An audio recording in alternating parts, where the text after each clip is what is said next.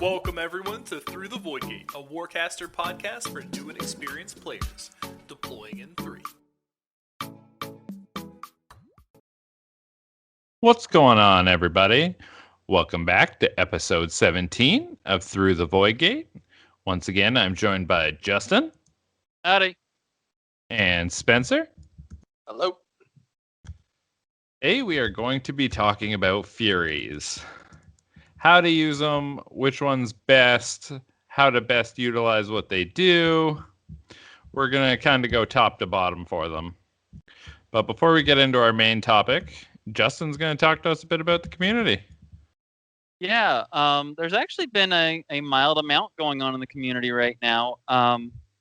War Budgies just put out another episode, which I'm super excited for because he mentioned the train to us on a podcast before, and this is the episode where it's coming up. I'm planning on listening to it tomorrow. I haven't had a chance yet, but tomorrow I'm watching that episode. So I'm really because he loves to do different, interesting things with terrain and maps and scenarios, and so I'm kind of expecting a lot from this. No pressure, War Budgies. The train looks so cool. And the heroes finally made an appearance. So we've got, what's it? Yeah, I mean, there's a lot going on in this episode, so I'm super excited. Encrypted Command also put out a new podcast.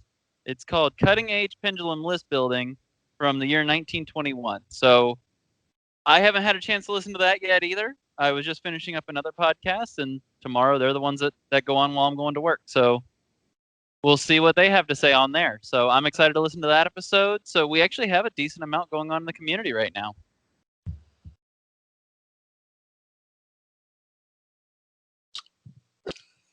Yeah, so anyways, so we're going to go ahead and jump into our main topic for today because we haven't had a whole lot of news.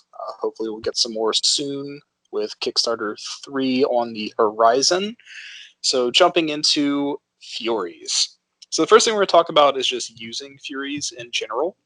So the way to use the Fury is, when you have it in your Cipher of Hand, you have to play it through a Weaver, a model with the Arc Relay ability.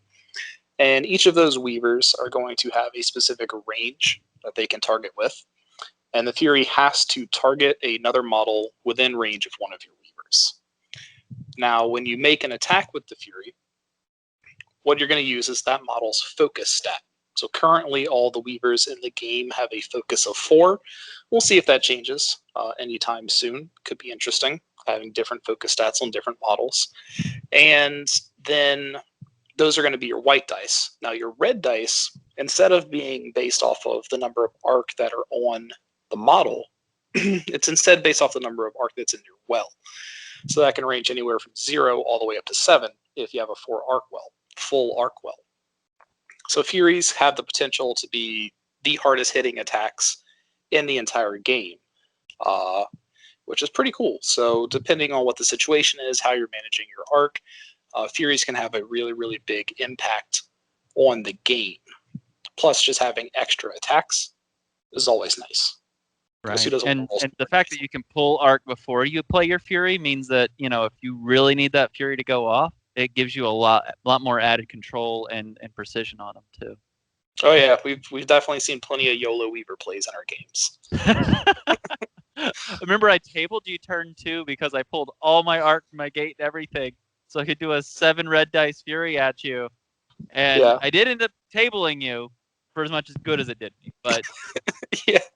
And I know Josh pulled a YOLO Weaver play in one of his league games a while back, which was very entertaining. Very surprising for Josh, because normally I don't think I ever see that man play Furies. Yeah, for sure. And I don't think I've ever done a YOLO Weaver play, to be totally honest.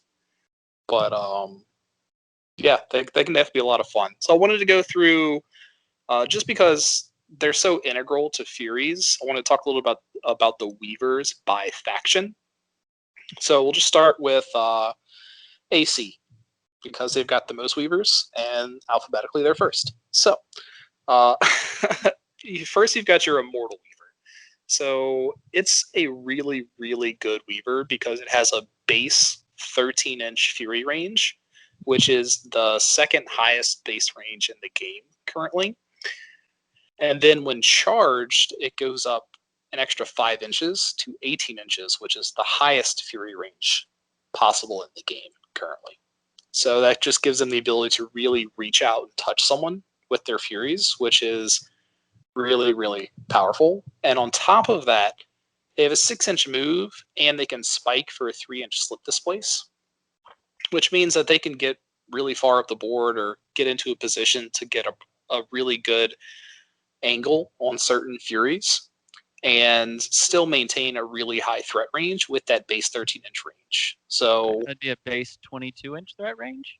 so it'd be a 22-inch threat range. 3 and 13? So 22 inches, or if they stay charged, then it's an extra 2 inches of 24-inch threat range.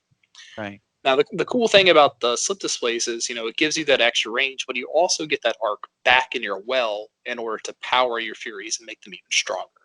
So you just have this really good combo of Furies that can really reach out and touch somebody. Plus, the Weaver by itself, just having a spray just makes it a really nice model to activate in general. So, like, it can move, it can get into different positions. You can toss away gates out with it. It has a spray. It's just a really good model overall. Yeah, right now it's the only Weaver with a multi-target attack that is a character, because I guess all the character AC Weavers also have that. Right. So that actually gives it some kind of value over the other Weavers. And I would say that compared to the other Weavers, even the Oculus that actually does have a longer base range, it's the best Weaver at actually doing Weaver things. Because the extra move, the base 13-inch range, and even the slip displace just all let it get arc efficiently back into your well and get it into places where it can throw those Furies out. Yeah, I would. Yeah, it's debatable on Oculus. We'll talk about it when we get to the Oculus. So the other AC Weavers, because they have two more, are Raxus, who's just a beast, right? He's a hero, and the important things about his Furies are he's base 13 too, right? Correct, but he's he doesn't- limited but at he- 13. Yeah, but he doesn't have the increased 5 inches when charged ability. So he's capped at 13. He's actually the first Weaver in the game to not have that ability.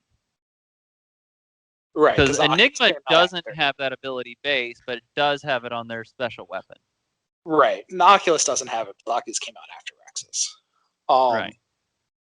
Yeah. So it was the first Weaver to have a fixed range. He's only speed 5, so he definitely doesn't have the range that the Immortal Weaver does. But he's tankier. He has a better spray, and he has a really awesome spike where you can bring a cipher card from your discard pile back into your hand. So that can be any cipher card. It's right? any cipher. Yeah, that's what's important about his spike. Yeah, and his spike is just during his activation. That's because we'll get to another Weaver in the future in this, that their spike is just after they cast the Fury. Right. So so Raxus can bring back any card, which is just incredibly useful. You can bring back an impulse inducer if you need it, or whatever it is that you need. But if you want to go ham on some Furies, then you can play a Fury first turn, first Cipher phase, activate Raxus, spike, bring that Fury back to your hand, and play it again. Right. Right. So and certain Furies have a lot of value being able to be played 2 times in a row. Yeah. Like we'll get into a little bit, but cryolocks and velocity projectors, and being able to toss out continuous effects with pyrokinetic or atrophic, moving stuff with annihilation vortex. Like there's tons of options there. There's a lot of applications for being able to use them twice. Yeah, and then the final Weaver that AC has available is you missed one of Raxus's best rules. What? Raxus gives you 6 cards in your hand. Oh, so yeah. What that does is that means that you're going to see those Furies more often. You have a chance to actually get to use these Furies more often and get these, the encrypted command, so you can do your Raxus and get the Fury out of your thing. it's amazing how much of a difference getting that 6th card in your hand makes towards getting your rack not to clog up. Yeah, absolutely. I mean, it lets you cycle a little bit faster. It gives you more options. It's definitely a great ability. So then we'll jump into Enigma, who is another hero. It is the hero version of the Scythe. So all of the fun stuff that comes along with being a Scythe, which is a lot of fun stuff. Yeah. But on top of that is a Weaver with a base 10 range. But if you take the special gun for Enigma, not only is it a range 12 POW 5 fire spray, which we all know is ridiculous and amazing because Nova cannons. And I think it's actually fire typed, which is important for different things. It might be. I'm not sure. But yes, that is important. But if you take that gun, then Enigma also gets the plus 5 inches when charged, or a potential 15-inch range. Which means that if Enigma activates as a base 8-inch range, can use a maneuver to take a damage move another 4 inches for 12 inches, and if it stays charged, then that gives you another 15 inches for 27-inch Fury range. So, like, if you really need to get out there and touch something that's far away but is really scenario important, it gives you some really interesting options. And Enigma has basically a better slip displacer too. So, I mean, you could get for 27 inches by staying charged, but yeah, Enigma really has no reason to stay charged. right. You're better off just spiking to get the extra 3 inches if you don't need that 2-inch difference, and just moving the 3 inches and having a stronger Fury at the end of the turn, anyways. Yep. So basically, an Immortal Weaver on top of a Scythe with just better everything. So Enigma is really, really good, has some potential. It's because Enigma's a hero, though, it's hard to take over a base Scythe just because he dies forever and Scythes are so good already.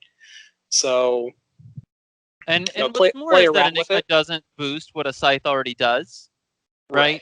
So, Just I gives you mean, extra if Enigma, most of the hero vehicles have a stat that got increased over the base version of the vehicle. Right. Enigma, the base Scythe is map for Rat 3. Right. Enigma is map for Rat 4, which is really good because he has that 12-inch fire spray. But generally speaking, in my experience, you're not taking a Scythe for their ranged output. You're taking them for their melee output. So I would actually consider Enigma a lot more often if he had map 5. Yeah. Or even defense 4, right? Making it Defense a little bit 4 more. might have even been more considerable. The one rough thing about the sides is that their stats are semi-deceptive. Like, oh, defense 3, armor 4, which is like a better light warjack. But the second you do that extra 4-inch move where you hurt yourself a little bit, you are a light warjack stats with, no ability to get covered. So scythes are very good. I love scythes. I love them a whole lot, but they are fragile. And having your hero vehicle be fragile is rough. So I personally haven't tested a whole lot with Enigma, but Enigma does bring a lot of opportunities for just out of the blue Fury plays that you never saw coming. Yeah, for sure.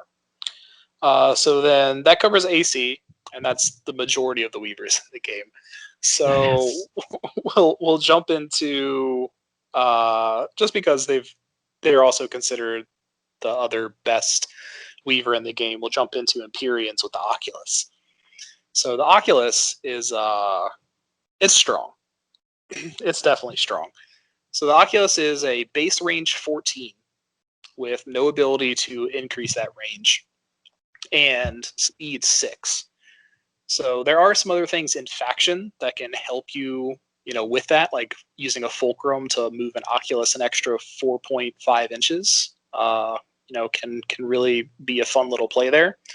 But the really cool thing about Oculus, and the reason that they have the potential best Weaver at being a Weaver role, is not only when they are charged can they ignore line of sight, when making their Fury attacks, which just gives you more options as far as where you can position your Weaver. You can keep them, hidden away so that they're much safer, as well as, just being able to, reach out and touch things that your opponent's trying to hide away and keep safe. And then on top of that, they have the ability when they make a Fury, when you channel a Fury through them, not only can they charge themselves, which is useful, but they can also spike to re-roll the attack roll or the damage roll. And this is the first model that we've seen that has the ability to re-roll damage rolls, which is pretty cool. So you're really able to maximize your ability to use your Furies through this model. So it's really, really good at being a Weaver. The Oculus actually presents a weird problem with this ability, though, because it's it's almost frustrating when you roll too well, because you don't want to have arc sitting on them, right? Like, for the most part, they are not. I think they have like a reflex cortex when they're charged, or is that the fulcrum? That's the fulcrum. Yeah, their charge is just the line of sight thing, right? So like Fury sitting on them, or focus sitting on them, or arc sitting on them is like nothing, right? It doesn't do really anything.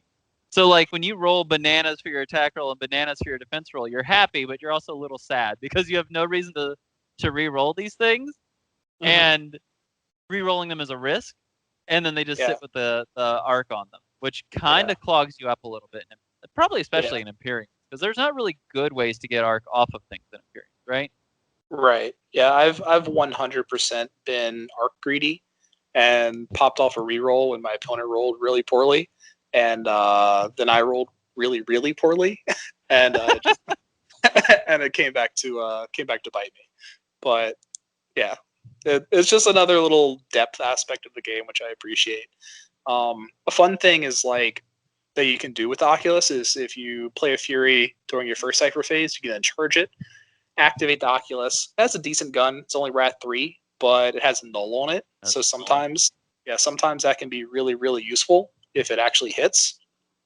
And then you play a second Fury during your second Cypher phase, and now that Fury ignores cover, or ignores line of sight. Not cover. It does not ignore cover. It does not ignore cover. Thank God. If it ignored cover, I would, hands down, it's the best Weaver. Yeah, it does not ignore cover. It ignores line of sight. I've seen some people be confused how something can ignore line of sight but not cover, but they are two different things. It does not ignore cover. And then you can get your potential reroll. So you can, while also using your other arc to charge something else, because you got that charge on that Weaver on the Oculus for free. So it gives you some really interesting options. Now, for the other Weavers, the other two Weavers are a bit more utility. So the Marcher World Weaver is very interesting. So it's only range 10 on its Fury's base, and it goes up to 15 while charged. Sad face. Yeah, which makes it which makes it the hardest Weaver to do Weaver things because of that lower range. Right. It is the worst at doing Weaver things. That is 100% true. Yeah. But the funny thing about it is that it's the one that has the spike to return a Fury to your hand. So you have to make sure that your Marcher World Weavers are in position to do their Weaver things. But if they are in position, then you can really get off some powerful Furies just being able to cycle the same Fury. Right? So if you really need to make sure something dies, the rest of your Cypher hand isn't really looking that hot, charge up that Weaver, cast a Fury, spike, bring it back, second Fury phase, do it again. All right, so I can count how many times I've done that on one hand. Right. Because it also counts the number of times you've killed your own mechanic on one hand, but I've done it every single game. Yeah. So it's not something you're going to use all the time for sure, but it is a nice option to have. And I mean, a lot of the times people are not gearing up for that, right? Like, you're expecting just crazy Strike Raptor shenanigans from Marcher Worlds, and then they suddenly throw out a double cryo lock on you, and you're like, "What? Did that just happen?" To be honest, even with the Strike Raptor running the board, typically, like, I think most Marchers builds run maybe 2 Weavers at max. Yeah. Often even I only AC, take I one, usually and only I run 2. never get to keep it on the board. Well, Yeah. you're also playing against me and Sneaky, who just aggressively hate on Weavers. Yeah, I mean, if I can lock up your Cypher hand and take a solo off the board, like, why would I not want to do that? That's actually a very important thing just to mention about Weavers. Because they're your only access to play your Fury cards, like, targeting them out is a reasonable strategy, like, because the rack is so important. Like, having your hand, your rack have, like, the ability to cycle cards through quick enough and see new things and get options into your hand that you actually want to play is very important. And if I draw 3 Furies on my turn, but you killed all my Weavers last turn, well, then I've got some terrible decisions to make this turn. Like, am I going to play this Impulse Inducer on my already activated or on my unactivated Jack just to get it out of my hand, just so I can cycle some cards? You know, you don't get the luxury of, like, holding on to that Impulse Inducer anymore because you need to see new cards, and that Impulse Inducer is probably not winning you the game next turn. Right. And then our last Weaver. You missed the most important part of the March of Worlds Weaver. Oh, the Repulsor. No! Def 4. Oh, Def 4. He is the Yeah, only that's Def right. 4 Weaver currently, and that is honestly, to me, that is his standout thing from other Weavers, is the fact that he's technically the most survivable non-hero Weaver. And somehow never survives. Hey, you know what? I have sent full Nemesis at that Weaver and failed to kill it. You can ask Jay from Charge and Spike. I have failed to kill those Weavers so often. I mean, listen, like, a whole fighter Duffel has failed to kill an immortal Weaver. Yeah. So... I mean, I've Wow, we're bringing that up. Those guys all the time. So really, you got to bring that up. Hey, it happened. I had just forgotten about that. Thank you. You know what? You brought up that one time earlier. So welcome back to the podcast, Josh. Yeah, I missed you guys. Yeah. I honestly think that Def 4 is a pretty huge deal. Oh no, it's absolutely huge. And you're right on calling me out on that. That's my favorite part of that whole Weaver. Like, that's. I talk about how many times it's died, but in the process, a lot of the time it eats multiple shots. So, right, I mean, that Weaver eats way more attack than it probably should, honestly. Yeah, I mean, for whatever reason, Weavers just tend to do that. Like, we find that is true. There's like maybe it's just because we spend so much time attacking Weavers that they just have this. We're like a Weaver hating, loving society here. Yeah. It's like we love our own Weavers, but because we love our Weavers, the other Weavers need to die. We are the Highlander of Weavers. Sneaky, your microphone's doing some weird stuff. Oh, my bad. I tried to auto-tune your love for Weavers. That's unfortunate. I hope you going all. Listen. The only thing that mattered is that I said that we're the Highlanders of Weavers, and I'm just gonna leave it there. So whatever you say, T-Pain. We're like the no-landers of Weavers. Like, what? There could be only one. Nobody has a Weaver. We're playing it right. That's true. Yeah, and then also the March World Weaver has Repulsor on its attack, which is not useful very often, but every now and then it can come into play because it can only. I really wish they would just change his melee attack to Force Ram. Like, how crazy would that Weaver be with Force Ram on his weapon? Yeah, I don't know. Like, he would not be like blowing up the game, but his functional usefulness would go up dramatically. And for the people listening, the difference between Repulsor and Force Ram is that Repulsor has a base size limit. You can't slam things away that are larger than your base size. And since the March of Worlds Weaver is the smallest base size, that means there's a large portion of the game that he cannot slam. Whereas Force Ram means, hey, you have to be charged for this, but if you're charged and you hit, you can spike to slam anything in the game. And I don't think that's busted for a Mat 3 Weaver, but it does allow him to do some really cool YOLO plays. I think that would open up that model so much. Yeah, I mean, I think it's okay with the defense 4, and like it plays a role, but Force Ram would definitely make it. It'll definitely give it some more usability for sure. Well, right. I mean, and it force ram's also like a charge. Like you have to charge him to make his force ram useful, right? So Right. like I think it's probably a lateral buff in the end because most of the time March World players are not want to put arc on their weavers. Right. But in case they did, it would be really cool. Yeah. It would give them more of a reason to charge the Weaver, 100%. Exactly. Right now, I feel like March World's like you're charging it to do this thing where I can get my Fury back, but I don't really have much. Like I have the worst Fury Weaver in the game, so why am I doing this? Yeah. And sometimes you need to. Sometimes you need to. I mean, they bailed Fair. me out more than once when needed. Yeah. For That's fair. sure. That's fair. I mean, it's not good until it is, right? Yeah. I mean, Justin taught me that move, so Yep. So then going on to my personal favorite Weaver, is the ISA Weaver. So it's pretty good at being a Weaver, and it also has a ton of utility. So as far as Weaver stats go, it's base range 12, so only one less than the Immortal Weaver, with the plus 5-inch range when charged. And unlike the March World Weaver, you're going to be charging this Weaver a lot because of its spike. Its spike is Arcane Synthesis. So Well, anytime it's better than Arcane Synthesis. Sure. I would Because agree you with can that. take arc off of things too. Yeah, that's true. That's Like true. if you have a Morningstar sitting in the back of your field, and one of my popular plays is start off the game, put 3 arc on my Morningstar, move it up, gate crash it, has Defender Cortex, so it's defending like all the things. Mhm. Then your opponent just says, "I'm not going to shoot at any of the things."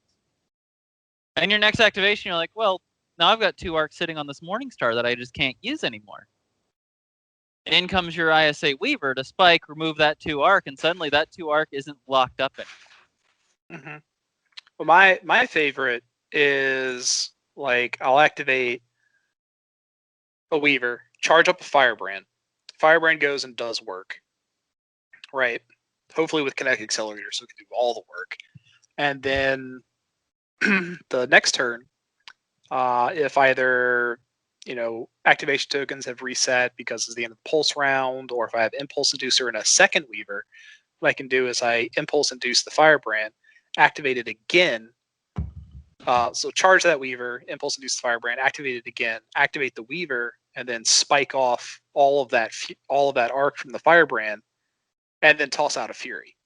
To be fair, if that that's one of Firebrand my did favorite all the ISA work plays. the first activation, you don't need him for the second. But I have, but I have a fully charged Firebrand. But it is Yeah, really that's cool. that's one of my like favorite the plays. ability just to remove arc dynamically and to apply it dynamically. Mm-hmm. It does a lot for the game, and it's a 10-inch range that you don't need line of sight or anything for. Mm-hmm. It's a very huge area that you actually get to affect the board where you can actually manipulate your own arc. And on top of that, it's just like because that makes you so arc efficient for the turn, if you plan on activating your Weaver anyways, there's no reason not to charge it most of the time. Yep. So it makes that Weaver like suddenly everything that Weaver does is just infinitely better because you're charging this Weaver to actually do its other things too, because you're just going to remove the arc and make something else better at the end of the day. So Yep. The ISA Weaver is a very, very good Weaver. Yeah, and it has some like really fun combos like with Mira, because then you can scoop arc off of things, and then if you're within 10 inches of a charged Mira, then you can still charge the Weaver and then do its things, and then charge up something else. Right, so if it's like on primary size where your board's huge and I've got a Firebrand that I fully charged last round because it had to do a whole bunch of work over here, well, I can scoop all the arc off of that Firebrand, activate my Weaver that's over here by this Mira, go do some stuff, and then spike and charge up this squad that I need to go do work over here. Yeah. Right? So it's like, it just gives you a lot of options, and playing around with resources is my favorite thing to do in the game. So I love this Weaver. ISA Weaver is amazing, and that's even before you just mentioned that he's got Null on his melee weapon. Yeah. The It's Whopping very Stick. important sometimes. The Whopping Stick. POW 4. Hey, that weapon stick, I don't know what it is about that weapon stick, but it comes out to play every so often. It is nutty. I don't know what it is, but any time that I need to null something, like I'm specifically attacking something because I want to null it, I miss. But anytime I'm just like, yeah, I'm here, I've got a charge, I might as well just Whopping Stick something. I roll an 8. Yeah, it's like 2 damage. Yeah, it's just like, funny okay. story. I had a Weaver jump off a building the other day at a Jack's Red Blade, and then she was charged. He's like, I'm still going to attack you with my Whopping Stick. And his roll was ludicrous. I think he rolled like a 7 on his dice or something. It was something really good. And I rolled like a 1 my first time. And I'm like, well, I'm going to spike to reroll that. I rolled again. I got like a 2 or a 3. He one-shot my Jax. Like, yeah. I don't know what it is about that Weaver, but every time you're just wanting to I'll make this attack, whatever. It comes through. I don't know what it is. It's like some kind of weird curse between me and Sneaky. Well, it wasn't even me. You were playing Hidden Kill. I know, but you were watching. That's true. I was watching. I was rooting for the Your Weaver. aura was impressive on the game. I was rooting. Because then me and Hidakil would like funny side note about that game. Hidakil was trying out something interesting with his firebrands, where he wasn't running the reflex cortex. And there were so many times in that game I'm like, well, I'm gonna go and I'm not gonna make an attack on your firebrand because I don't want your reflex here. And Sneaky just get in the chat, he'd be like, they don't have the reflex cortex. Hidakil was about to get 2 cortexes that game because I wasn't going to attack anything because of those. It really was. Like, there were so many times where you were just like, all right, well, I'm positioned this way. I'm going to do this because I don't want the firebrand. It's just like, no. Like, take your attacks. It's a recon. You can do that. Yeah. And, what's funny is one of those times, Sneaky, like the very first time Sneaky told me that, I was like, oh, I guess I'll have my non-charged Jack Redblade take her attacks at this firebrand. And then she killed it. And it was a real awkward moment between the 3 of us, I think. Well, in all fairness, the previous turn I had reminded Hidakul that his boss was Mat 5, which then let him hit your nemesis and then put 3 damage. One-shotted my nemesis or something. He put 3 damage on it. So I got you both 3 damage on a Warjack. So it evened out. That's true. Thank you, Sneaky. Yeah, you're welcome. So now that we've talked about the Weavers and what they do and how they play, let's talk a little bit about, we've mentioned it a couple of times, is just arc management. And it's critical to the entire game, but especially when you're talking about Furies, since Furies rely on the arc that's in your well. So You really need to be looking at, when you're placing out your gate the previous turn, it's like, okay, cool, am I going to be playing these Furies in my hand next turn? Because that's going to change how you allocate your arc. Or when you're looking at the beginning of your turn, like, cool, what am I charging? You got to look at, should I be scooping my arc right now so I can throw out these really powerful Furies, or is charging this model going to be more valuable for me? Right? So it really adds in this extra dynamic of how you manage your arc, because the attacks that you're making are relying on the stuff that's in your well now. So it just adds this whole extra dynamic. And a lot of the times I've noticed that sometimes it's just more efficient to have your Furies after your models have activated, so they've had a chance to spike. Because a lot of the times you'll need this model to do work, but they do have a relevant spike that you can then use that arc for your Furies later on. Yep. So knowing when to play your Furies first and second is actually very important. Yeah. Well, that's actually what I was going to talk about next was, first phase versus second phase, because it ties into arc management, because sometimes there's situations like you just talked about where it's like, okay, I'm going to charge this squad, for example. They're going to go, hopefully do some work, and then depending on what's left over, I know I can get that arc back from them. And so then I can decide where I'm putting this Fury based off how much work they did. Depending on what the situation is, you're actually going to end up with more arc on the table, with either a 3-arc gate or charging something up with 3-arc from that Weaver, where your Furies are going to be even weaker now. So it's do I need to play this Fury in this first phase in order to take advantage of that, or do I have another Cypher card that's even more critical for me to play, and I'm okay with having this weaker Fury in my second phase? So it definitely adds, a bit of dynamic of when are you playing what and how important it is. And sometimes you really need to. Sometimes the Furies will let you know what you need to do for your turn. So like, if I need to land a critical cryo lock or velocity projector, sometimes it can shape your whole turn. So using that as your first cipher is sometimes more important, even if you aren't going to get as much arc on it. Right. Because sometimes it's like, oh, do I need to even worry about contesting this point? Well, let's let velocity projector decide. Hey, do I need to move these guys because that Strike Raptor is looming over them? Well, if this cryo lock lands, they're not really in that much trouble anymore. Mm-hmm. So just keep in mind, there's a lot of give and take to when you play the ciphers and why you would want to play them in different parts of the turn. Yeah, because sometimes depending on the results of the attack, like you mentioned, it can shape the rest of your turn. Right. So, yep. So then I just want to do just a quick little rundown of choosing your Furies. And so there's a couple of different theories as far as what Furies to take. What I like to do is I like to cover up the weaknesses in my faction. So for example, if I'm ISA, I'm probably I might take Null Collider, but Pyrokinetic Surge might have more priority for me because I have options for nulling things, but I don't have options for fire. Immolator. Well, I have limited options for fire. So it also depends on your loadout. So if I'm running null cannons, then I might take Pyrokinetic Surge. If I'm running immolators, then I might still take Null Collider. Right? Right. So what I like to do is just cover up my weaknesses with whatever it is that I'm choosing. That's just kind of my general thought.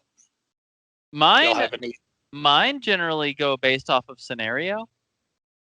Because sure, different ones are good for different things, right? So instability equation, sure, it's a blast, right? But is that going to get that Warjack off the point? Probably not. So, or is it going to keep such thing, any particular thing from coming to a point? Probably not. So I tend to favor things like Cryo Lock and Velocity Projector. Those are my gold standard usually. Mm-hmm. Unless I feel there are certain matchups where Cryo Lock just feels bad. Right. And in Skirmish, it's also a lot harder to get value out of Cryo Lock, in my opinion. Because you've essentially got 2 turns to play it instead of the 4 turns you have in full size. Yep. Yeah. So Cryo Lock is one of those that I've had the spell win me games, but I've also had it not be relevant most of the game. Yeah. Because I play mostly Skirmish. Yeah. There's definitely situations where Cryo Lock can make or break the game, and there's also I've had games where I've just never played Cryo Lock the entire game because I would pull it and I'm going second and it's turn 3 of the pulse round. It's okay, cool. Well, no point holding on to this, right? So yeah, so there's different situations. That's something you need to consider as well, is how often is this particular thing going to be useful for you? And when we talk about Malediction Rubric when we get there, and that's one that card, depending on your opponent's cipher deck, could be amazing. But in my experience, it's had limited use, and that's just because the ciphers we've had available up till now, and the targets for those ciphers even, right? Because a lot of the times they're not. You just have suboptimal targets for them, and they're not doing much, right? So, right. I don't care that your Warjack is giving all the things near you to defense because you have 1 thing near you. Who cares? Yeah, and talking about Malediction Rubric specifically, that's something we can talk about with what I mentioned earlier with your covering your weaknesses. So like in Empyreans, right? All of my demons have a spike for Malefactor. So I don't have to worry about taking that in my Cypher deck, because if I really need something to be malefacted, I've got demons for that. With right. phased projectile cannons that can do it, so you don't get cover or line of sight to it. This is true. I hate them so much. Yes, but we're gonna hold off on the Empyrean hate because this is about Furies. Unless we're hating on the I can hate Empyreans anytime I want. Okay. Unless we're hating on the Oculus. Listen, we're talking about Furies. There is no reason to bring up factotums. Oh, right through the heart. Yep. All right. So now we're gonna get into the actual Furies themselves. So we're gonna start off with our general Furies that everybody can take, and then we'll get into the faction-specific ones later on. So we're just gonna go in alphabetical order because that's the order that they are presented in the Cypher PDF that was released by PP, and thank them for that because it's amazing and I love it. So the first general cipher that we have to talk about is Cryolock. So what this does is that it does no damage, but if you hit someone with this Fury, they get an activation token. By the way, did we talk about targeting? Not really. So I mentioned one thing to that note about playing Furies is that all of them have to be targeted. There isn't one yet in the game that is not targeted, and that might not mean a whole lot to you if you don't understand the implications of that. It means that your Weaver has to have something in range and line of sight, except the Oculus, who can ignore line of sight, but in range and line of sight in order to even be able to play them. Whereas there's a lot of other Cypher cards that, as long as you have a solo or a unit or a squad or a warjack on the board, you can almost universally play those cards. Furies are the only ones that require your opponent to also have something in range. Right. So that's why with Furies, especially even if you don't kill their Weavers all the time, sometimes they can just be dead cards in your hand. So just be aware of that. That's actually a pretty important part about Furies, because I know that a lot of the times I wish I could just cast them off into the air or shoot them at a thing that's not within range, and just, oh look, I missed. I guess whatever, it's out of my hand, But that isn't something you can actually do. So yeah, because I've definitely seen people theory crafting, especially AC lists with like 5 or even 6 Furies, and like it's just a bad idea, because if your Weavers aren't on the board or if they're out of range, you just have so many dead cards. Your Cypher deck is just crippled, completely crippled. And imagine that hand where you've got 4 or 5 Furies in your hand. You are going to be really sad if you do not have a Weaver out, and you've got those 4 or 5 Furies in your hand, and you're only able to discard 1 card that turn. That's it. And that means your next turn you're stuck with 4 of those cards. Maybe you even draw into your 6th Fury. You're really going to cripple yourself doing that. So please, please, please. I run 4, and I feel pretty good with 4. 4 is a generally good number. You'll see them often enough.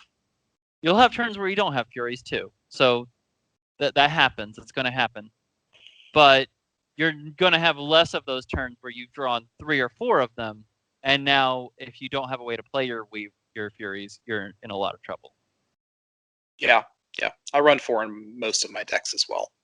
Even if I only have 1 Weaver in my list. So back to Cryolock. Yeah. So Cryolock. Activation token on hit.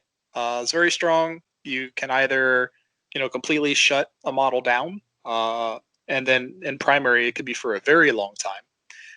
Yeah. Or at the very least, what you can do is you can force your opponent to either charge something that they didn't want to charge, in the case of an engineer or a paladin commander, in order to remove that activation token, or a factotum, or anything else that removes activation tokens.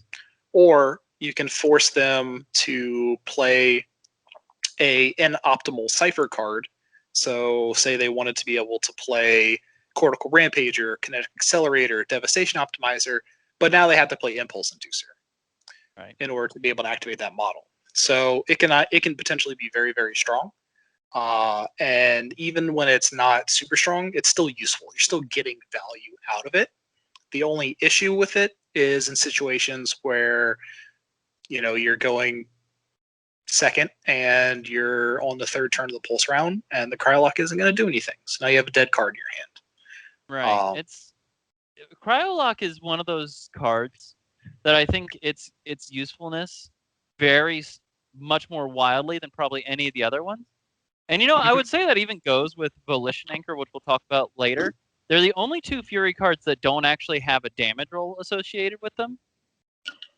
And because they're all utility, I think their importance on when you play them and how you play them is so much different than all the other Furies that you have to put a lot more thought into cryo-locking something. Because especially because the way the activation tokens work out. So if you're like, okay, well, I'm going to activation lock this and I'm going to kill these other two things that you just summoned.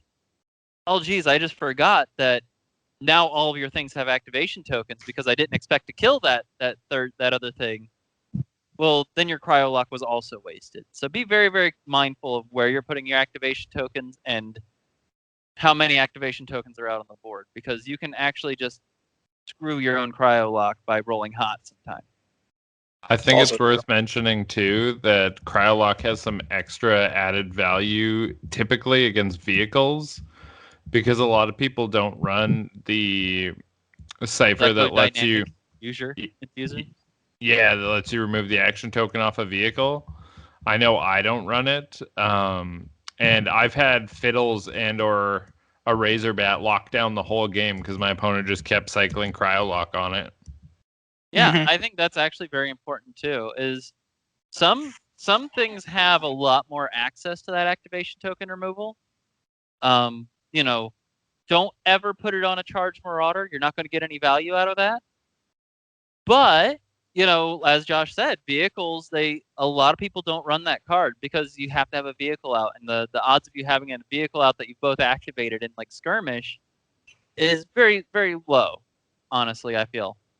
So especially in Skirmish, most people don't run it. But Cryolock, I feel personally, has less value on Warjacks because you have Impulse Inducer, and you have so many other ways to between two factions now, just having an engineer that says, hey, you don't have an activation token anymore. It has much less use. It's still useful in those games, don't get me wrong. And it's good against Warjacks in those games, making them have to charge that engineer or that factotum. But it's not the same as locking down a Nemesis, where if they don't have Impulse Inducer, that Nemesis is locked down. Yeah. Well, cryo lock. Sorry, lockdown is actually a thing in the game. Yeah. It has an activation token. I'm sorry. Yeah. And then you're not shooting it with an Entrophier, which does both. Yeah. And then there's also interesting situations, bringing up the Impulse Inducer where, if you know that your opponent likely has Impulse Inducer in their hand, it's okay, is it worth cryo-locking this? Or do I have another cipher that's more useful? Or if you know they just played Impulse Inducer, well, you know that there's no way that they're going to be reactivating that thing. So let's go ahead and cryo-lock it because it's safe. Right. So there's a lot more, like Justin was saying, thought that goes into using Cryolock effectively versus a lot of the other ciphers. Yeah, I think of all the ciphers, Cryolock is the one that requires the most thought for when and how you play it. Yeah, I would agree. I think that's pretty a safe statement. Yeah, I think that's very safe. All right, so we've talked Cryolock to death because it's the most complicated Fury out there. So next up is Havoc Spiral. So this Fury, what it does is it has POW 3, and on damage, you get to pull your target towards you until it impacts anything, another model, terrain. So it's definitely interesting. It can potentially be very useful, but it's also very, very board and terrain dependent. So I've tried it. It's neat. but I haven't gotten a whole lot of work out of it, especially with the on damage qualifier, meaning not only do I have to hit, I have to do damage, and then I also have to be in a situation where pulling that thing is going to be valuable for me. Which Or all even of being those, able to pull all the of thing. yeah. Like, Well, currently there's nothing that's immune to pull in the well, game. what I'm saying is there's not like, oh, that Warjack moved in on the zone between my two models, and now is my Weaver placed in the specific way to get that Warjack out. Right. That's You know, that's so where I was going next. Is it has to hit, it has to do damage, and I have to be in a situation where I can actually get value out of that pool, as in I can actually move it in such a way that it is beneficial to me. So all of those things coming together at once is just too situational for me for this to be a mainstay in my deck for me. right, and it's one of those things. Like when I very first saw the cipher, I was like, my AC Weaver could pull something 18 inches across the board. And then through play and stuff, I was like, usually at best you're getting 5 inches of movement out of this, which is really good. But it usually means that I've had to charge my Weaver and spike him to move in such a way to get this thing pulled towards my Weaver, which I may not even want to happen because an aggression theorem probably just kills my Weaver at that point. It's got a potential like high ceiling for utility and output and all the craziness that you want, but it's also got just this. It's not good. It's not going to get that level most of the time. Most of the time, if you just get a POW 3 damage roll out of it, you should be happy. Yeah, like it has very high potential, but it isn't. It's very situational. Right. So typically, I lean, and going back to choosing your Furies, we were talking about earlier. I lean towards things that I know I can get value out of the mass majority of the time, right? And this just isn't one of them. So, any thoughts on this one, Josh? I mean, as a Marcher Worlds player, I run a very lean Fury deck. I, like you, stick to the ones that have the most value out of them. Being a high defense faction, I usually tend to go more towards stuff like Pyrokinetic Surge and whatnot. Havoc would be cool, but I think there's just too much terrain, generally speaking, to get like that solid pull line you want. Well, what's kind of funny is Marcher Worlds could arguably get the coolest use out of it because they have like their Weaver that's charged. He hits something, spikes to get Havoc back. So then he like does this Scorpion thing where he pulls it over here, and he moves, and then he pulls it again. It definitely has a lot of cool potential. It just like the potential like risk versus reward isn't there. You're not going to do it. Is the problem? Is most of the time there's a better play in Marcher Worlds. I was having your Weaver charged so he can cast this Fury twice and do some really interesting plays like that. There's a better option. Yeah. AC has some fun like Annihilation Vortex plus Havoc Spiral combos, but yeah, there was a world where I was looking at building like a hyper scenario efficient deck where it was like Velocity Projector and that to just get all the moving off scenario going, and it just on paper it looked good, but in practice it's just slightly impractical. Yeah, agreed. So next up we have Instability Equation. So this is a very simple Fury. It's a POW 4 blast. I loved this Fury when it came out. I used it all the time. And then I learned that blast rolls are super volatile and more times than not don't work out. Yeah, it was a mainstay on my list in Kickstarter 1, but after all the new stuff in Kickstarter 2, it just kind of fell off. I mean that's where I'm at too. I mean, like in Kickstarter 1, people were still running hunters, and against hunters, this is like almost guaranteed hunter, right? Yeah. But they ran what? Yeah, he's armored 2 with 1 box. Like a dice odds say that you're going to kill that hunter, and this card is probably one of the biggest reasons why hunters don't see that much play anymore. Because everybody in Kickstarter 1 had access to a POW 4 blast that would just auto kill him. Yeah. Also, I'm laughing at Josh's reaction because the first game we played with my Empyreans, he was running hunters. So, And have I ever run them again? Is the question. no. Instability equation is just very solid. There is an argument to be made that just having that guaranteed PAL 4 damage roll is valuable because it doesn't. If you're running your arc so inefficiently that you've never got anything in your well, you're guaranteeing at least a PAL 4 damage roll on your target. Which sometimes is important. I mean, the 6 comes up on those dice sometimes, and you take the last point off of your own nemesis, or you kill a weaver. It's not common and it's not often, but it does happen. So I think this card is still usable for Hail Mary plays, where you just, hey, I'm going to get a PAL 4 damage roll regardless. Yeah.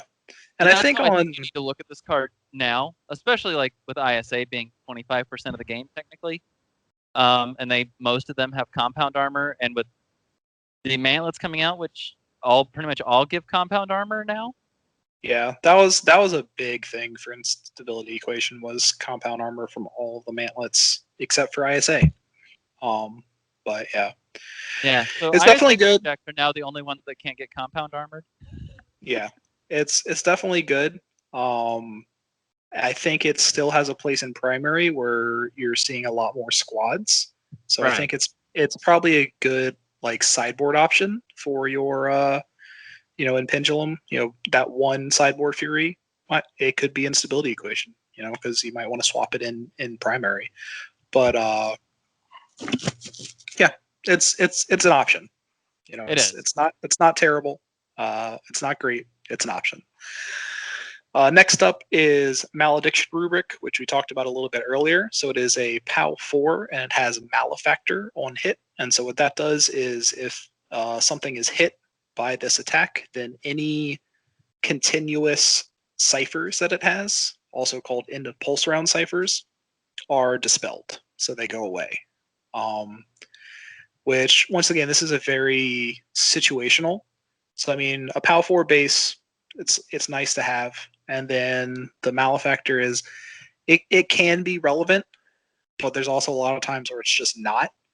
So right. This is definitely a tech option that you're taking, where if there's certain ciphers that you're really, really scared of and don't want to see on the board, then maybe you think about taking this. And if you don't have, any good access to Malediction, if you're not AC or Empyreans who have solid access to Malefactor, then maybe it's something you look at. But in general, it doesn't make it into my decks because it's just too situational.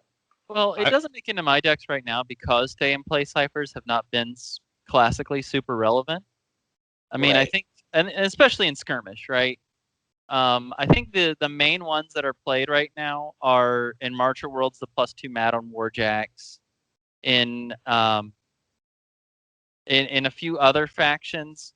It's like the ISA plays a lot of them actually, because you could play the Plexus Densifier on defenders and make them armor 6. You could play Tachytelic, which makes a whole unit defense 5.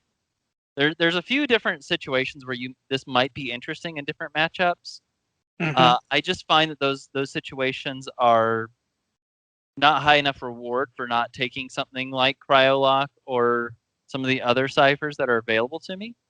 Yeah. So I think the most common ones are the +2 mat in March World, the +1 defense for squads, Tachytelic for ISA, and then we haven't really seen it yet, but I'm interested to see if the one that gives them the attack back and the +1 red on defense is actually worthwhile for ISA, because that one's brand new. We haven't really put it to test yet. And then AC, you've got Cankerbane. And Cankerbane could be a really important one to remove. Yeah, and the Suicide card is really good to remove. The squad where if you kill a member of the squad, you take a damage. And then yeah. The only thing really I had those Atrophic Decomposer. No, that's the thing. I don't remember what it's called. I call it either the Suicide card or the Kamikaze card. Because that's basically what it is. And then Empyreans, the only one I run is Vengeance Sequencer, but I also hate it in the Pulse Round card, so other people might be running other things. I don't know. But Vengeance Sequencer is really good to get rid of. Yeah. So, I mean, it definitely has a place. There are definitely some, strong, cipher cards out there that it can remove. But once again, it's situational. So if you're running into a Very situation, situational. And depending on what Kickstarter 3 does to us, maybe some of those cards become more relevant, Mhm. and suddenly Malediction rubric gets its time in the sun, right? yeah, for sure. So then next up we have Null Collider. This has been a mainstay in my deck for a while, depending on what faction I'm running. So it's only POW 3, but it has Null on hit. So the reason I like this one is because it's really good against Void Gates, just being able to automatically null off one. And then it's particularly good against really scary models, particularly heavy Warjacks, because all of them are Arc Hungry and all of them get really strong defensive boosts from having Arc on them. So being able to limit their ability to take advantage of that arc, as well as other things like Raxus charges and a couple other different situations that it's useful. But I find it to be more generally useful than other things because there's always something that you want to remove arc from, right? Mm-hmm. Yeah, I mean, getting rid of arc is one of those things where you also have to be a little bit careful with it. Like normally just knocking somebody's gate off the board is a good play. But sometimes it's not the best play because you also have to remember that you're putting arc back in their well, and if they've got a Weaver available, you're actually just superpowering their Weaver. So be very careful with that. But some things like really live and die by how much arc they have on them. Like being able to null collide a Strike Raptor, even like getting that one white die of defense off of him can make or break whether you can actually effectively damage that model. Yeah, especially So, against Sentinels. Doing an extra damage to the Sentinel is essentially what it is. It is essentially an extra really damage strong. every time you hit with that arc on that Fury on him. So Yeah.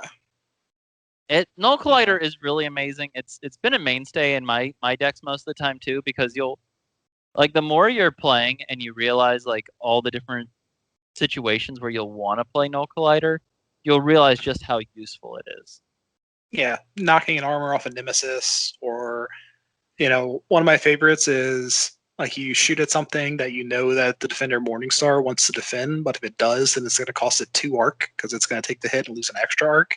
So then that opens you Unless up he's to only more got attack. one arc, because then it Yeah, actually unless only just costs him one. Yeah. So like there's just fun little situations where you can really get a lot of value out of it. Any thoughts, Josh? Honestly, I use Null Collider all the time. It's one of like the 3 mainstays in my deck. I think it's partially because I hate Empyreans and it's my safety net against the Sentinel. That being said, it's also one of the cards I hate to see in other people's Cypher decks because the Strike Raptor losing arc is bad news bears. Yeah, especially against Martial Worlds who don't have a lot of options for getting arc out efficiently. It can be really, really strong. Yeah, it scares me on a deep level. So then we'll go into the next cipher. So this is Paralytic Disruptor. Another very simple one. It's POW 4 and it does lockdown on hit. So lockdown is -2 to speed of the model that it hits. It's a solid card, but lockdown isn't a super strong effect. It can be very relevant at times, but there's also ways around it, right? So anything that doesn't use the model's speed to move, so any slip displacers, any repositions, anything like that, just aren't affected by it. So it's good, but the effect isn't strong enough, and there's too many ways around it for me to put it in my deck. Yeah, lockdown is one of those effects that I want to love, but the situations where it actually like has any real effect on the game are so limited that I just can't bring myself to put it to like focus any kinds of builds or anything around it. I don't think like build focus worthy, but let me tell you, having lockdown put on my Strike Raptor makes me a super sad panda. Oh, I'm sorry. You just 70% Well, of the board instead of 100% of it. Okay. We'll get Sneaky no watched tier it from happen to for the me. Strike Raptor. Okay. I can't remember who did it to me. I think it was No Howard, but No. yeah, I mean, lockdown legit lost you the game. Oh, it came from AC. It was Oh, AC. I Was- don't remember Sorlo, then. maybe? there's- Oh yeah, Oh, yeah, I think it was Sorlo. Yeah, Sorlo locked down my Strike Raptor when I was trying to chase down a Nemesis. And I eventually chased it down, but it inhibited my ability to activate the Strike Raptor and stay scenario relevant so greatly that I feel like it's one of those effects that's super strong coming off of weapons. But as far as ciphers go, I don't think it makes the cut compared to a few others in the field. I agree. I would. I'd agree. Yeah, because it wasn't a trophy here that put that lockdown on you. For sad Yeah. panda. All right, so next up is Psychonomic Lash. So this is also POW 4, and on hit, your opponent has to reveal their cipher hand. So I was Also known super as excited. Yes. So I was super excited about this. Is the rack their hand or their whole deck? Their hand. The rack is your hand. I don't think there is a name for the deck. I don't know. I'm looking. Yeah, this is gonna bother Justin, so he's gonna look it up. All right, so it's POW 4, and you get to reveal your opponent's cipher hand on hit. So I was super excited about this. I played around with it a few times. I thought I'd be able to get like a whole bunch of valuable information that would allow me to play around my opponent and know what's coming and make better decisions. And in reality, it didn't. The rack is the whole deck. Okay, that's what I thought. So like it's cool. It's definitely a very neat effect, but without adding in like the ability to discard or anything like that, having the information is nice, but it just wasn't relevant to the game enough for me to keep it in my deck. I played around with it. I liked it. It was fun, but it wasn't something that I was able to keep on top of things that had more useful effects. Right, and the amount of times it's actually going to shape how you play your turn. Probably not that often, unless you're playing it with like Sec or something, and you're like, okay, it's worth activating Sec this turn so I can get rid of that card. But Yeah. even then, I don't think it's worth. Oh, it's The not slot- worth your Fury and Sec's activation. No, at that point, you're losing value on Sec rather than gaining it. Yeah. Right, Because Sec lets you see the hand and discard something. So right. Yeah. Like, all I'm saying is that this as a first Fury would let you see if there's something you care about. Like, oh, Mhm. look, you've got one card left in your draw pile and you haven't played Arcane Synthesis and you just summoned that Nemesis and I'm not going to be able to touch it. Do you have it in your hand or is it your final card? Okay, Right. good. I'm going to charge my Sec now. Or I'm going to charge my Sec and see what happens. Mhm. Because you have to charge first before you do your Furies. So, Right. Yeah, so it's definitely interesting. It's a neat card. It's fun. It's definitely fun. Being like, haha, show me your hand. But its ability to actually affect the game has been minimal in my experience. Next up, we have Pyrokinetic Surge, which is POW 3, and on hit causes the target to suffer the fire continuous effect. So This one's one of one my is- favorites. Yeah, this is a mainstay because fire is just so strong. Like this adds fire not only this affects the game, honestly. yeah, because what this does is if it's targeting something really nasty, like a Strike Raptor or the Dust Wolf or any heavy, what it does is it gives your entire board +1 defense, right? So that's huge. And then And on it top of that, It effectively cripples Scourges as well. oh Rat yeah, 2, baby. Rat 2 it's painful. It's super painful. Listen, depending on Scourges is painful. Yeah. So it can be really, really strong. And then on top of that, at the end of the pulse round, there's a 50% chance that that model takes a damage, and there's a 16% chance it takes 2 damage. So 16% sounds low, but the number of times that I have taken 2 damage off of fire is absolutely absurd, okay? Yeah. and then there's times where you roll 4 fire rolls and all of them go out. Fire has been so mean to me.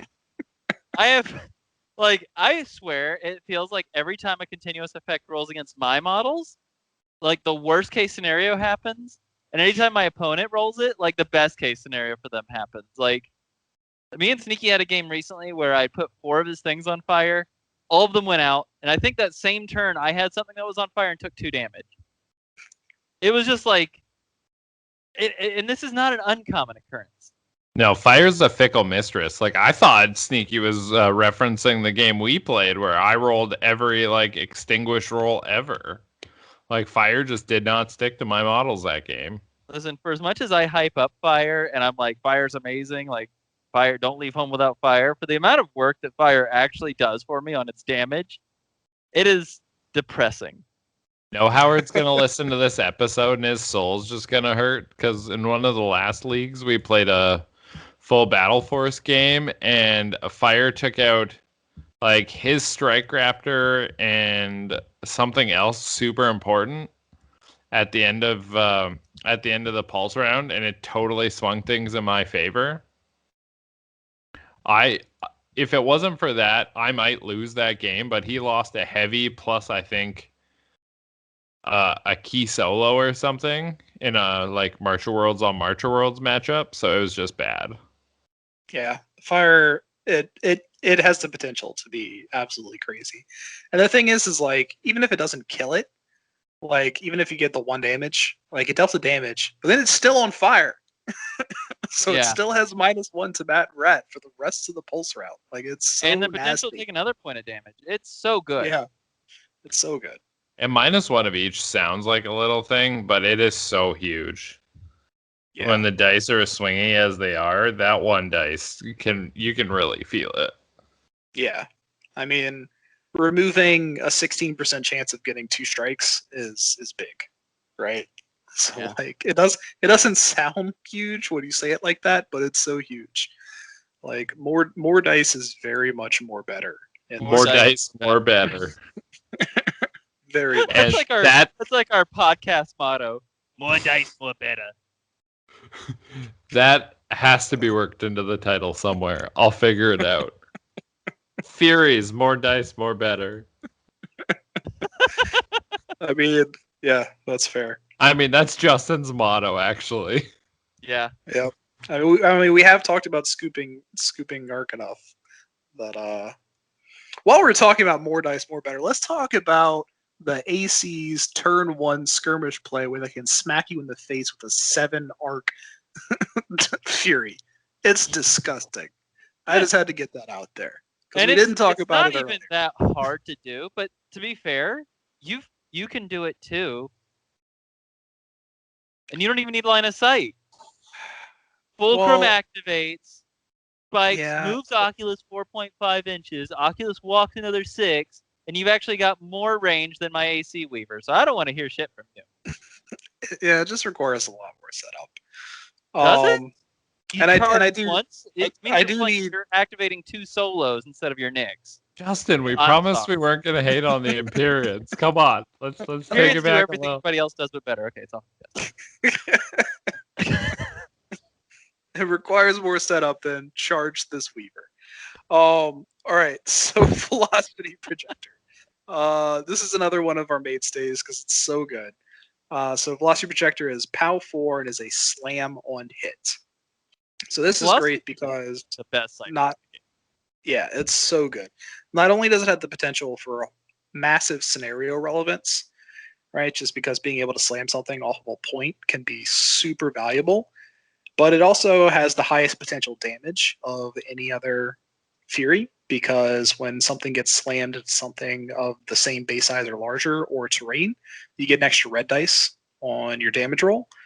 And you have the potential to do collision damage to other things as well. So I'll ask you to watch your mouth there, okay? Because we have one coming up that has potentially higher. That's fine. You are correct. There is one that has potentially higher damage. Okay, but the amount of times of all the general ciphers that everybody can take, Velocity Projector has the highest potential damage. You happy? Thank you. Yes. Okay. The amount of times Velocity Projector has won me games is insane. Velocity Projector, it's hands down. I don't think there's any question about it. Is the best Fury.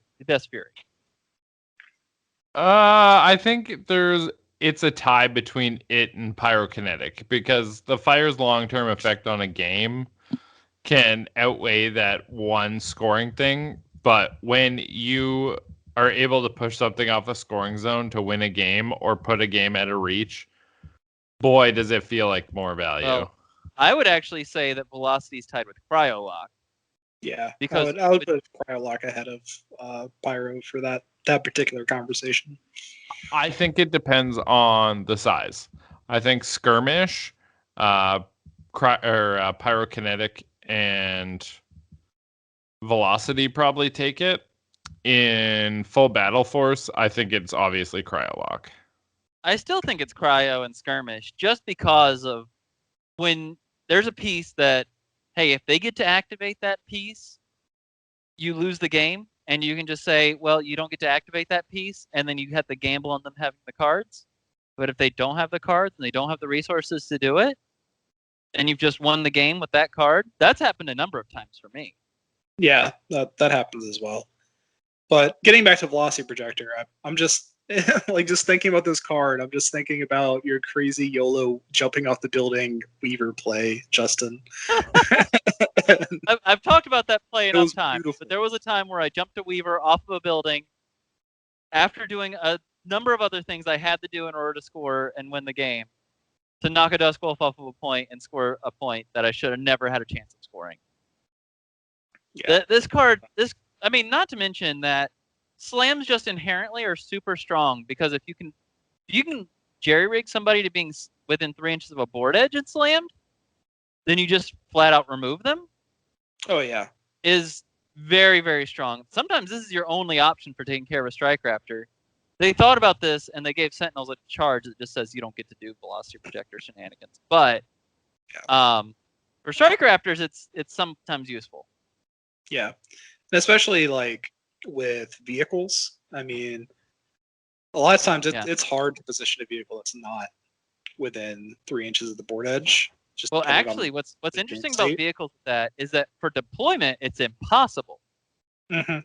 So if you're going second and you want to put that Nix out, turn that first for your deployment, you really got to think about how you're positioning it, because like an AC Weaver, we were discussing like 24 inches away, that Weaver going to get you. And if there's a ladder involved, it becomes a lot harder too.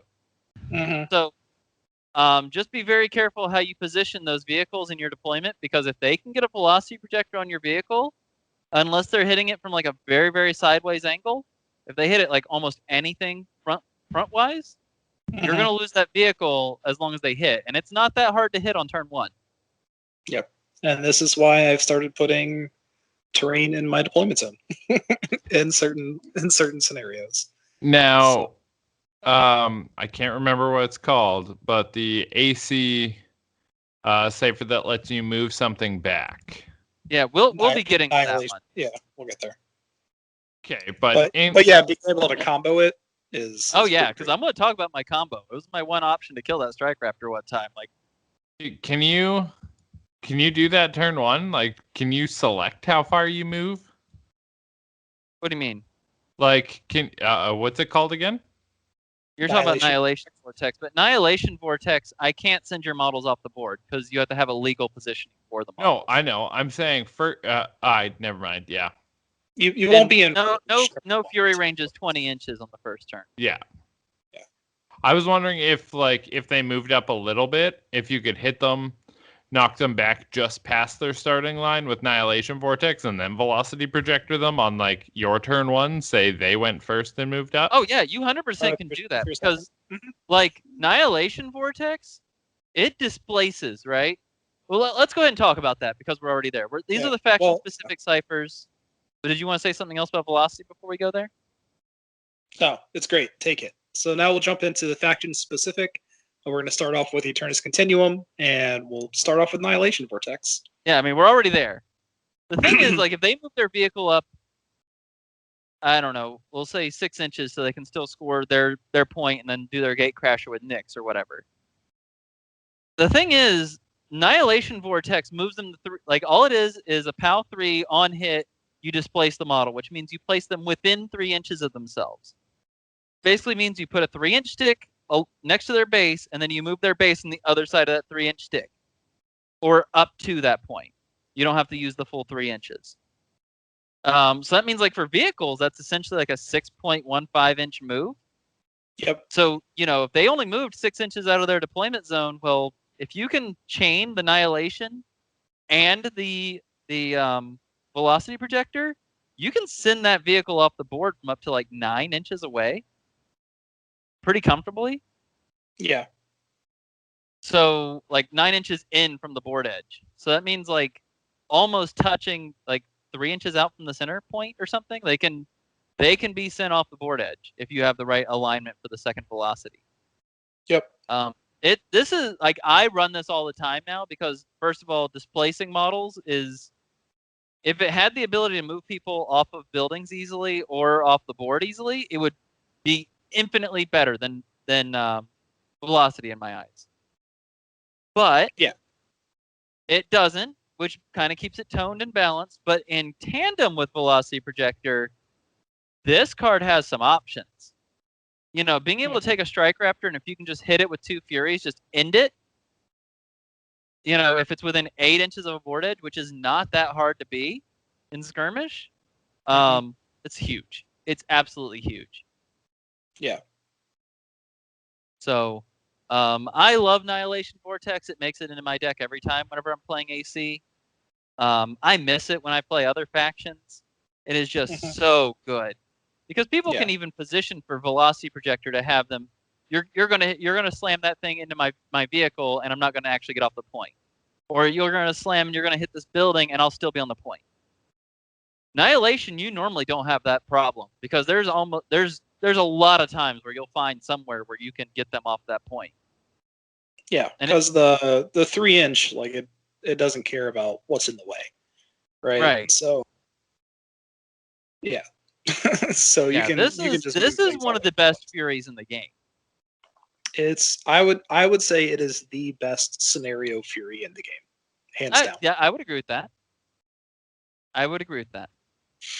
Yeah, which basically means it's one of the best Furies in the game because scenario is all that matters, right? That and body count. Yeah.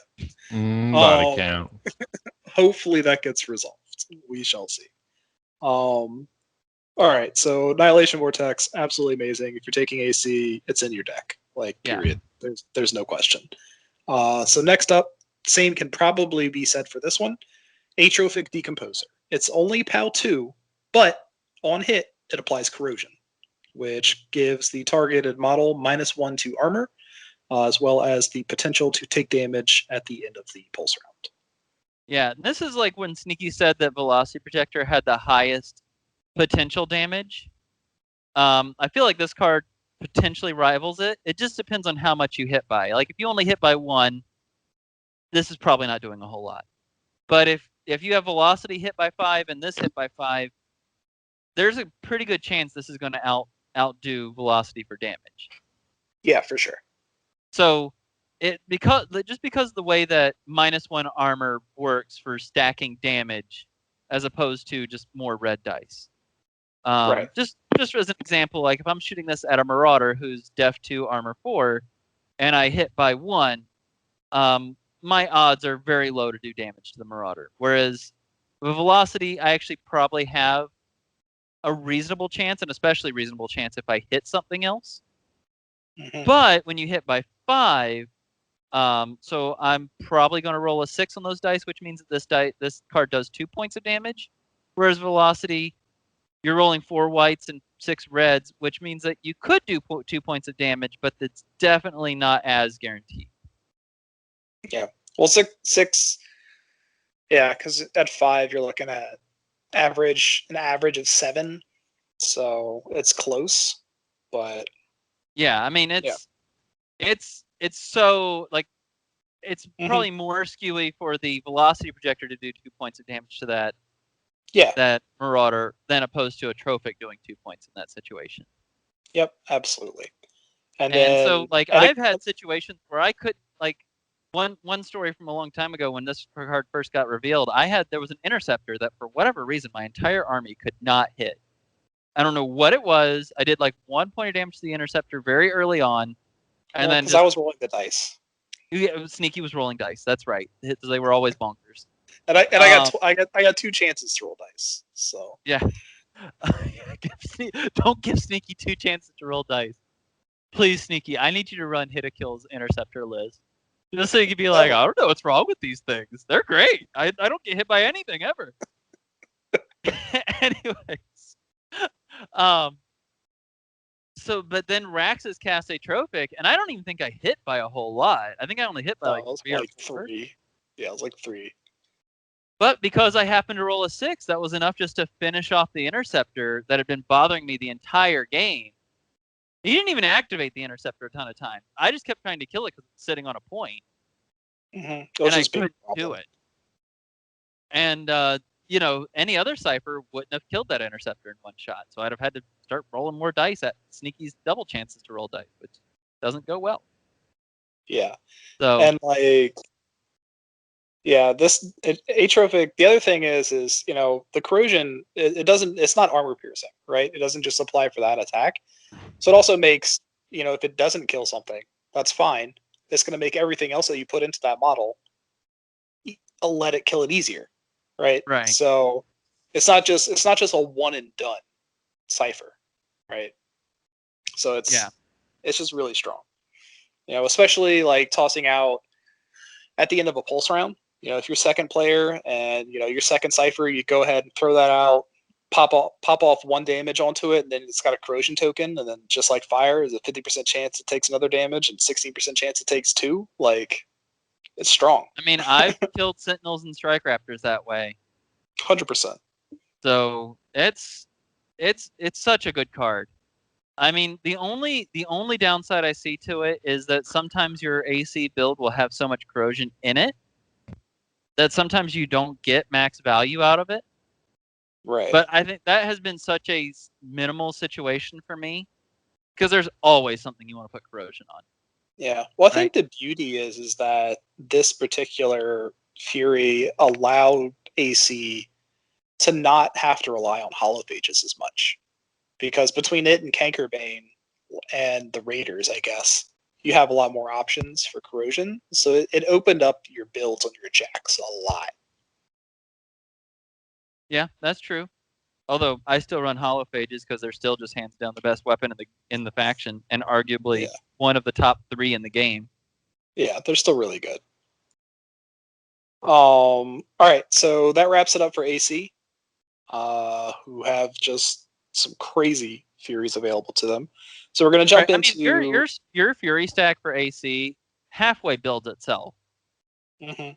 I mean, you put Atrophic, you put Annihilation, and you put Velocity Projector in there, and then you're probably going to run a 4th one, and it's kind of like dealer's choice between Null Collider, Cryolock, and Pyrokinetic.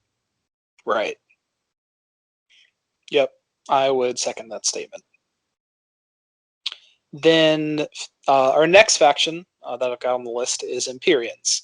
So their faction-specific Fury is Cacophonic Declination.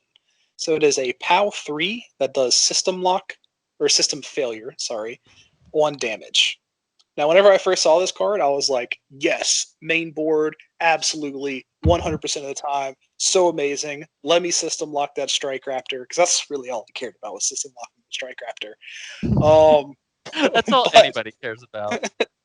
But after actually playing with it, the on damage component, just I usually don't have enough arc in my well to hit a defense 6 Strike Raptor in cover and deal damage with a POW 3. So it just wasn't once again, going back to things that are reliable, it just wasn't reliable enough for me. So I went back to Pyrokinetic Surge. I had swapped Pyrokinetic out for this card, and after playing more than a couple games with it actually, and just not getting any value out of it, I went back to Pyrokinetic because all I have to do with Pyrokinetic is hit, and I've got value, right? Yep. And I can hit any model and get value out of it. It's not just Warjacks. Oh yeah, that's the other thing. I did system failure on Warjack, 1 damage. If it was any model, like Duchess like a certain model or the fact, in Furies yeah, that can system failure or, any model. yeah, or the factotum, then, or if it was on hit, then absolutely this card would be main board. I would love it. I think if this card was on hit, it'd be disgusting. Well, all the other system locks in the game are on hit. This is the only one that there's system failure. I always call it system lock. All the other system failures in the game are on hit. This is the only one that's on damage. Right, but the fact that like a lot of the other ones are melee based. Besides Duchess, I think Duchess is the only one that's not melee based. Correct. I mean that comes with their own inherent things, and besides Duchess and the Factotum, I think they all have to be spiked for too. They've all got their limitations. This would have been the only one besides the Factotum, which is a bananas model anyways, that would have been just flat out on hit. And so I think this is fine. And Duchess. And I think Duchess this kind of which one? Duchess is on hit. Yeah. I mean Duchess is also a hero vehicle, so like yeah. I get that. Like I think heroes can bend the rules, especially hero vehicles that also take up one of your slots, and not feel like a really bad feels bad. Right. And the worst thing is like Duchess's god is like not even always what you choose. So right. Because the Tempest Cannon is a real strong contender there. Yeah. I mean Duchess has some really good options, but I do still choose the Null Torpedo because Null and system failure is pretty insane. But yeah. I think that's a pretty good balancing system for this card, because if like my Oculus could just sit there and not need a line of sight to your Strike Raptor and just make him half as useful every game, all the time, always, that'd feel pretty bad. Yeah. Yeah. No, I definitely agree. I'm not saying it should be either way, or it should be other ways. I'm saying if it was, then it would absolutely be main board in its current state. I think everybody'd be jealous of this card at that point. Yeah, in its current state, I haven't been able to get enough value out of it consistently Thank God. to put it in my deck. To keep it in my deck. I put it in there. I'm not keeping it in there.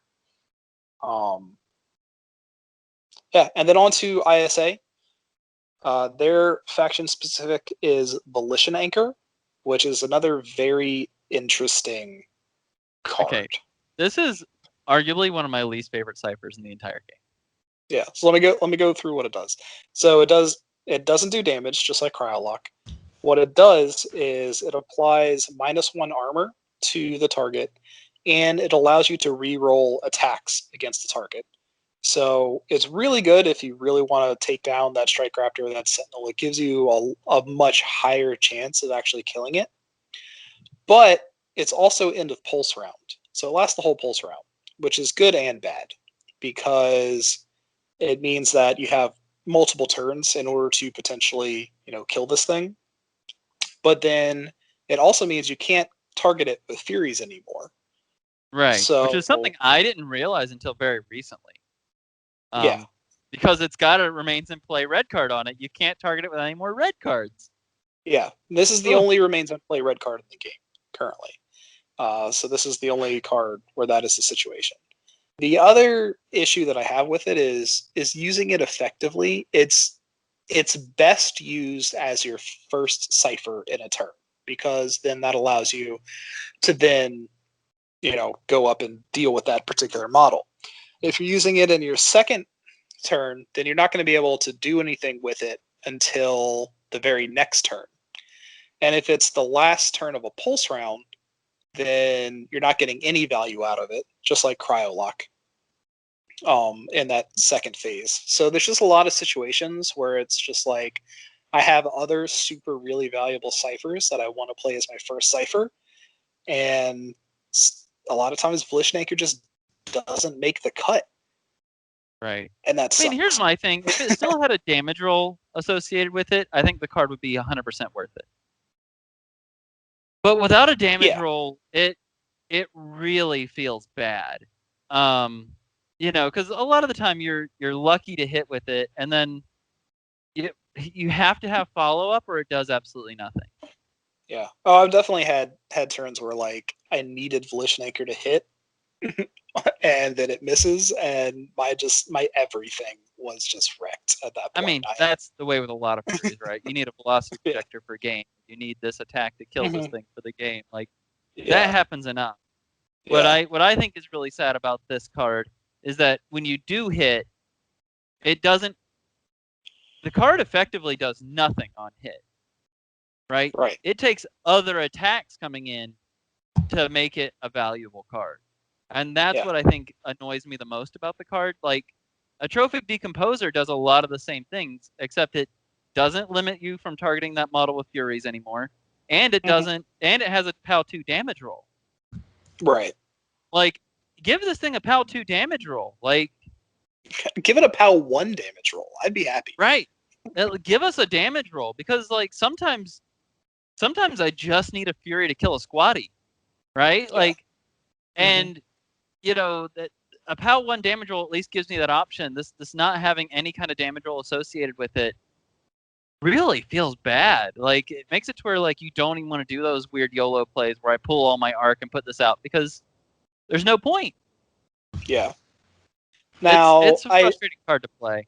Honestly. Yeah, it's particularly frustrating in skirmish, which is what we play mostly, because you're so limited on the number of ciphers that you get to play, right? But in primary, where this card's going to last way longer and you're not as strapped for cipher activations, I guess is what I'm going to call it. It definitely has more value. So it definitely has a lot more value in primary, but also in primary, you're not usually as worried about one scary model that's going to run the board for the whole game, right? So it's a good. Again, this is another one of those cards where it has a lot of potential, but it's really hard to get the value that you want out of it. Right. And honestly, like I say, I would like this card infinitely more if it just had a damage roll. Give me that POW 1. Like, give me something so I feel like I accomplished something now. Yeah. Or even if it wasn't... no, never mind. That would be terrible. I was going to say, even if it wasn't into Pulse Run and it only lasted the turn, so you can still target it with Furies, but then you have to play it as your first cipher, which is... yeah. So. Well, also, here's another interesting thing about this card, is that it's model unit, model unit, unit hit. It affects like a whole squad at a time. Correct. So, and if you kill whatever squatty you targeted, it still stays. So that's an important thing to remember about this card too. Yeah. So and that's sometimes that's important, sometimes it's not. But I have seen people that think that if I put this on one squatty, once that squatty dies, it's gone, or it doesn't affect the whole rest of the unit like a lot of cards do. This affects that whole squad when you put it on them. So just be aware. Yeah. And then so that wraps up all of our Furies, because Marcher Worlds does not have any faction specific Furies. Sad face. Despite being the only faction that could just recycle them on their base Weaver. Yeah. But don't worry, they got. I still am not shedding tears for those assholes. They got probably the most bananas card in the game. They got a couple of really nice things, for sure. So I do not do not hate on them not having a Fury, because they don't even care about the Fury. They're like, Like, what's a Fury? We got Warjacks. Right. Right, The Zach? Warjack. The Warjack. Well, It's not, the problem no, is it's not Sentinel's even just the kind Strike of Raptor. invading on that territory of the Yeah. Warjack. Yeah, it's not even just the Strike Raptor. The Dust Wolves are disgusting too. What? Yeah, I actually played a game the know. other day where I ran 4 fighter Dusk Wolves, and by the end of the first pulse round, my opponent quit. They were like, "What is even going on?" I've never thought about trying fighter spam. I wonder. Well, I I- mean, my first fighter Dusk Wolf, the first turn, I did like Arcane Synthesis. I walked it up. This is on Sneaky's Chaos Theory map on TTS. He had And the I tucked it in like very centrally on the board, right? And then I spiked to get him up there tucked in. And then I played the +2 mat card on him afterwards. And I was like, I just want you to know that just about anywhere you go, you are in a whole lot of trouble from this Dusk Wolf. Like, this Dusk Wolf threats just about all of the scenario points. He's like, I don't think it can kill my Nemesis. It totally killed his Nemesis that next turn. because what it else did you two-shot have? his Nemesis because I was running him with an Impaler and the Ripper. Yeah. Just because I wanted to Well- see where I got more value out of the Impaler. It was just like a testing thing for me. Well, what That was- Impaler two-shot a Nemesis, I'll have you know. What was the other cipher that you had? Oh, I had Ascension Catalyst. Yeah. So that was a speed 10 Dusk Wolf that could spike for another 3 inches of movement. Yeah. Plus there were ladders. There were ladders involved, yes. So it was disgusting. There was nowhere he could hide that anything. If he was Yeah, on a but- point, it was going to die. Yeah, that Dust Wolf wound up. It flew over, killed the Nemesis, then spiked to walk over to a Weaver, killed the Weaver, then shot the Blazer at a Marauder and a Scourge and put both of them on fire. Like, It was gross. it was so gross. And then it just got reactivated the next turn and just went and murdered some more things. Like, it was so dumb. It was very dumb. Like, the next turn it activated, killed the Marauder and his gate from full, and then he conceded before I even shot my Blazer. And that Blazer was probably going on the Nemesis he had just summoned. So like at the end of because I was going first. Yeah. I was going first. And he wasn't even sure he could kill the Dusk Wolf with the Nemesis because he'd already used Arcane Synthesis on the other Nemesis. Yeah, that's true. It was gross. It was very gross. Yeah. Don't discount those fighter Dusk Wolves because Mat 7 with 4 melee attacks is a thing. Yes. It is very much a thing. But that's not Furies. No Furies were played that game. No Furies were played at all. So yeah. Thanks for All right. listening, guys. We appreciate you. We appreciate all of you. And just remember, make sure you're cycling your Cypher hand. Use those Furies when you can. Try and look for good situations to use them. Try and think about which ones would have been better in these situations. And make your Fury deck very, very smart. Like, make your Fury deck work for you. All right, guys. On that note, thank you for listening, and we'll talk to you guys next time. Bye. Adios.